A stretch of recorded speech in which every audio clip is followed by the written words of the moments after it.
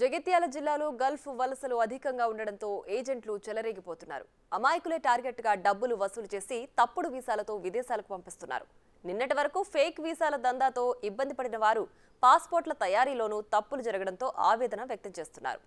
ఏళ్ల తరబడి జరుగుతున్న నకిలీ పాస్పోర్ట్ వీసాల దందా ఒక్కసారిగా వెలుగులోకి రావడం కలకలం సృష్టిస్తోంది.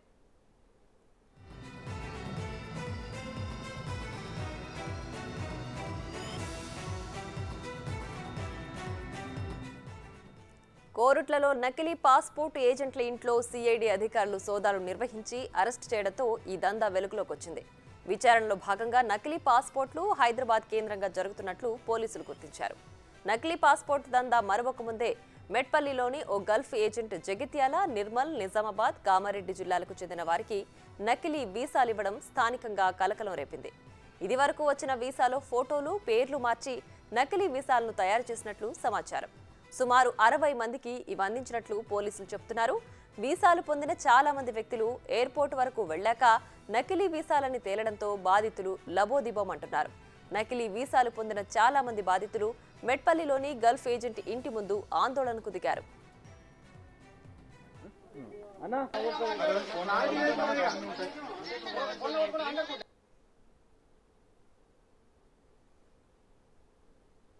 గ్యాస్ సిలిండర్ చేసుకుంటా బతుకుతుంది. నాకు మధ్య దుబాయ్కి అయినా మధ్యలో ఫోన్ చేసిండు, ఇలా ఫ్రీ వీసా ఉన్నాయి రాండి, మంచిగా ఉంటుంది, జీతం మంచి 40-50 వేలు వస్తాయని చెప్పి ఆశ పెట్టిండు. అయినా నేను రానన్నా కానీ మరీ బలం ఒత్తిడి చేస్తుంటా నాకు కూడా అనిపించింది, ఎంత పని చేసినా ఇంత ఉంది కదా, సరే పోయి మంచి బాగు కోసం బాగుపడుతుంది ఉద్దేశంతో నేను పోయినా. అంటే ఓకే అన్న, ఓకే తర్వాత నాకు అన్ని డీటెయిల్స్ పంపిన తర్వాత నాకు కంపెనీ లెటర్ పంపిండు, ఈ అగ్రిమెంట్ పేపర్ పంపిండు. చూసిన మంచిగా ఉన్న కంపెనీ ఆల్రెడీ చెక్ చేసిన, ఓకే ఉన్నది. అక్కడ దుబాయ్ ఉన్న మా వాళ్ళు కూడా అడిగిన, ఆ కంపెనీ పర్ఫెక్ట్ ఉన్నదని చెప్పారు. తర్వాత మనిషి తర్వాత వీసా పంపిండు. వీసా మా పంపిన తర్వాత 2 రోజులకి మాకు ఇచ్చిండు, 20 తారీఖు ఇచ్చిండు. 9 తారీఖు దాంట్లో ఉన్నది పేపర్లో వీసాలో. ఇచ్చిన తర్వాత మేము చెక్ చేసుకుని అన్న మరి మంచిగా మేము పోతామంటే ఆపిండు. అదొకటి ఇది ఒక కారణం చెప్పుకుంటే ఆపి తర్వాత తమ్ముడు 4 తారీఖు పోవడం ఉంటుంది, పైసలు రెడీ చేసుకోమని చెప్పిండు. సరే అని చెప్పి పైసలు రెడీ చేసుకున్నాము. పైసలు వేసుకున్న తర్వాత తమ్ముడు ఇప్పుడు కాదు, ఇలా 18-19 పోవాలా, కంపెనీ ఫ్రీ వీసా పంపిస్తుంది అని చెప్పిండు. సరే అని చెప్పి అట్లా ఆగినాం. తర్వాత కంపెనీ ఇష్యూ చేస్తుంది, మీరే ఫ్లైట్ టికెట్ పెట్టుకుని రావాలంటే ఇక మా పైసలు లేకపోయేసరికి అవి అక్కడ పెట్టుకొని ఫ్లైట్ టికెట్ తీసుకొని 25 నాడు హైదరాబాద్ పోయినాం. పోయిన తర్వాత మాకు లోపలికి తీసుకుని బోర్డింగ్ పాస్ అయిన తర్వాత చెక్ చేసి వీసా రాగుందని చెప్పి నాతో పాటు 10 మంది రిటర్న్ కొట్టిరు. నకిలీ వీసా అని చెప్పారు, నేను రిటర్న్ వచ్చేసిన.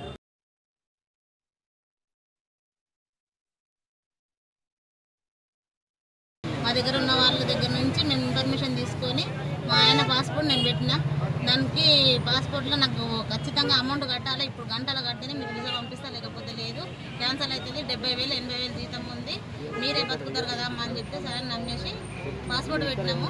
కానీ కాకపోతే ఆ పాస్పోర్ట్ పెట్టిన తర్వాత వీసా వీసా పంపించారు, వారం రోజులు అని అన్నారు కదా అని అంటే ఇగో వస్తుంది వస్తుంది అనుకుంటా 5 నెలలు జరిపిండ్రు.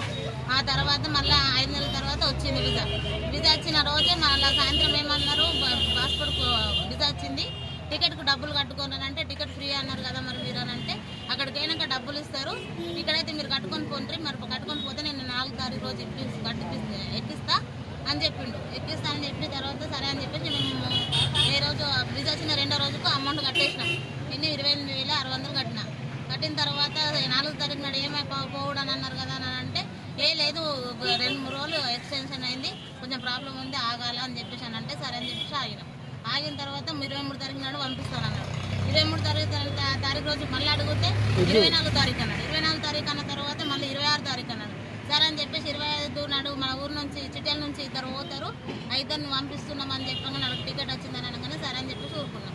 పోయిన తర్వాత వాళ్ళు ఆల్రెడీ ఇక్కడ నుంచి హైదరాబాద్ ఎయిర్పోర్ట్లో నుంచి దుబాయ్ ఎయిర్పోర్ట్ వరకు పోయినరు. దుబాయ్ ఎయిర్పోర్ట్లో అక్కడ నుంచి వీసా కరెక్ట్ వీసా కాదు అని చెప్పగానే వాళ్ళని అక్కడనే ఆపేసి దుబాయ్ ఎయిర్పోర్ట్లో ఆపేసిండ్రు. ఆపేసిన విషయం మాకు తెలియగానే మరి ఇదేంటి ప్రాబ్లం అని చెప్పేసి నేను కొందరు వచ్చిర్రు మెట్పల్లికి వచ్చి అడిగేసరికి అతను లేడు, అతను వారిపోయిండు, ఇక్కడ ఎవరు లేరు ఏం చేయలేరు అని అంటే పెద్ద మనుషులు ఏమన్నారు, మళ్ళీ వచ్చి మాట్లాడతాము. రేపు ఇవాళ మేము 12 గంటల వరకు వచ్చేసరికి ఆ పెద్ద మనుషులు కూడా లేరు, అతను కూడా లేడు, ఏమై వస్తున్నావు అని అంటే అవి వస్తున్నా అని చెప్పిండు. ఇంకా వేరే వాళ్ళని ఎవరినో పిలిచిండు.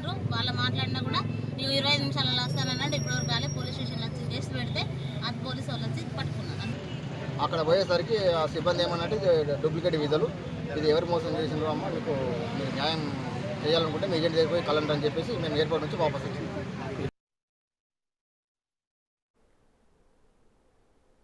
ఇక ఇదే అంశానికి సంబంధించి మరింత సమాచారం మా ప్రతినిధి శ్రీనివాస్ అందిస్తారు. శ్రీనివాస్, చెప్పండి, నకిలీ వీసాలకు సంబంధించి పూర్తి డీటెయిల్స్ ఏంటి?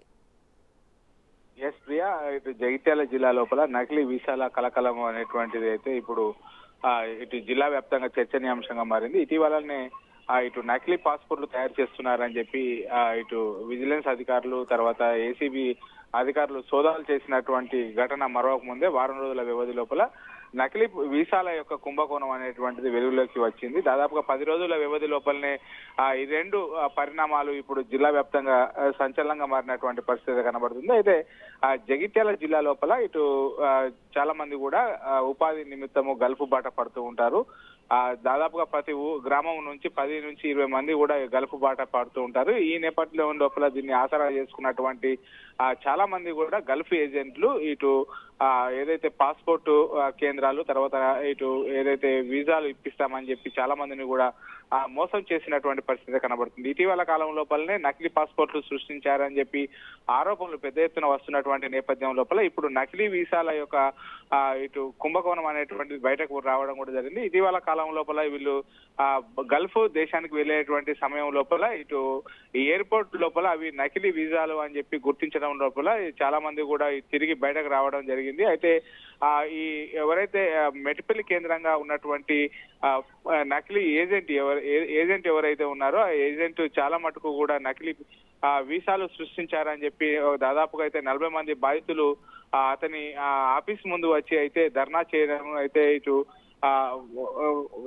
పెద్ద ఎత్తున కూడా రావడం కూడా జరిగింది. ఈ నేపథ్యం లోపల దాదాపుగా 40 మంది బాధితులు కూడా తమకు నకిలీ పాస్పోర్ట్లు పేరు మీద ఇటు నకిలీ వీసాలు ఇప్పించారని చెప్పి వీళ్ళంతా కూడా మోసపోయామని చెప్పి గుర్తించి ఇటు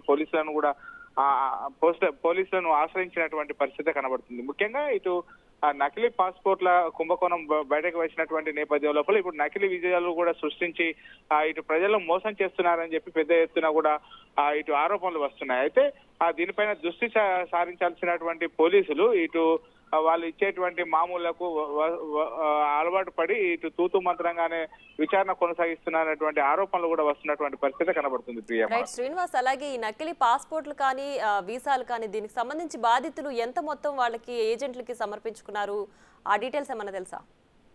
ఎస్, 2 రోజుల క్రితము ఇటు ఎవరైతే నకిలీ వీసాలు ఇప్పించారని చెప్పి ఆరోపణలు ఎదుర్కొంటున్నారో అతని ఇంటి వద్ద పెద్ద ఎత్తున కూడా దాదాపుగా 40 నుంచి 50 మంది బాధితులు పెద్ద ఎత్తున కూడా ధర్నా కూడా చేయడం జరిగింది. వీరందరి నుంచి ఒక్కొక్కరి నుంచి 60,000 నుంచి 80,000 వరకు గల్ఫ్ దేశాలకు పంపిస్తానని చెప్పి ఒక్కొక్క బాధితుల వద్ద అయితే ఇటు దాదాపుగా 60,000 నుంచి 80,000 వసూలు చేశారని చెప్పి వాళ్ళంతా కూడా చెప్తున్నటువంటి పరిస్థితి కనబడుతుంది. తాము మోసపోయాము, ఇటు నకిలీ వీసాలు అని చెప్పి సృష్టించి తమకు ఇచ్చారు, కానీ అక్కడికి వెళ్ళేసరికి ఏదైతే విమానాశ్రయం లోపల ఎంక్వైరీ లోపల అవి నకిలీ వీసాలు అని చెప్పి తేలడంతో మనం వచ్చాము. మేము ఇచ్చినటువంటి డబ్బులన్నీ కూడా మా పొలాలను కుదబెట్టుకొని తర్వాత ఇంట్లో ఉన్నటువంటి ఆడవాళ్ళ యొక్క బంగారాలను తాకట్టు పెట్టి అప్పులు సప్పులు తీసుకొచ్చి ఇటు డబ్బులు తీసుకొని వచ్చాము అని చెప్పి తాము మోసపోయాయని చెప్పి గుర్తించారు. దాదాపు ఒక్కొక్క బాధితులు 60 నుంచి 80,000 వరకు కూడా వాళ్ళకు ఏదైతే ఏజెంట్ కు సమర్పించినట్టుగా తెలుస్తుంది. తమ డబ్బులు ఇప్పించాలని అయితే వాళ్ళందరూ కూడా కోరుతున్నటువంటి పరిస్థితి కనబడుతుంది మనకు. రైట్ శ్రీనివాస్, అలాగే బాధితులు అయితే ఆందోళన చేస్తున్న నేపథ్యంలో వీరిపై ఎలాంటి చర్యలు తీసుకునే అవకాశం ఉంది, పోలీసులు ఏమంటున్నారు? దాదాపుగా ఇటు జగిత్యాల జిల్లా నుంచి కూడా పెద్ద మొత్తం లోపల కూడా గల్ఫ్ బాధ పడుతుండడంతో ఇటు జిల్లా వ్యాప్తంగా అయితే ఇటు 30 వరకు కూడా గల్ఫ్ ఏజెంట్లు ఉంటారని చెప్పి తెలుస్తున్నది. కొరుట్ల మెట్పల్లి మండలాల లోపల పెద్ద ఎత్తున కూడా గల్ఫ్ వెళ్తూ ఉంటారు. ఇక్కడ పెద్ద ఎత్తున కూడా గల్ఫ్ ఏజెంట్లు ప్రతి గ్రామం నుంచి 2-3 ఉండడం కూడా జరుగుతుంది. ఈ నేపథ్యం లోపలని ఇటు వాళ్ళంతా కూడా ఇటు వీసాలను గుర్తించేటువంటి పని లోపల వీళ్ళు ఫెయిల్ అయ్యారని చెప్పి తెలుస్తున్నది. వీళ్ళు నకిలీ విషయాలు సృష్టించే బాధితులను వాళ్ళ ఏదైతే ఆసరాగా చేసుకుని వాళ్ళను బయటకు పంపించేటువంటి ఏర్పాటు చేస్తున్నారు. దాదాపుగా ఇప్పుడు ఇటు ఒక్కొక్క గ్రామం నుంచి 2-3 గల్ఫ్ కు వెళ్లేటువంటి ప్రయత్నాలు కూడా చేస్తున్నారు. దీన్ని ఆసరా చేసుకుని వీళ్ళంతా కూడా నకిలీ పాస్పోర్ట్ తో పాటుగా నకిలీ వీసాలు కూడా సృష్టించారని చెప్పి తెలుస్తున్నది. వాళ్ళ డబ్బులు తిరిగి ఇప్పియాలని చెప్పి ఇటు పోలీసులను వేడుకుంటున్నటువంటి పరిస్థితి కనబడుతుంది. Right Srinivas, thanks for the updates.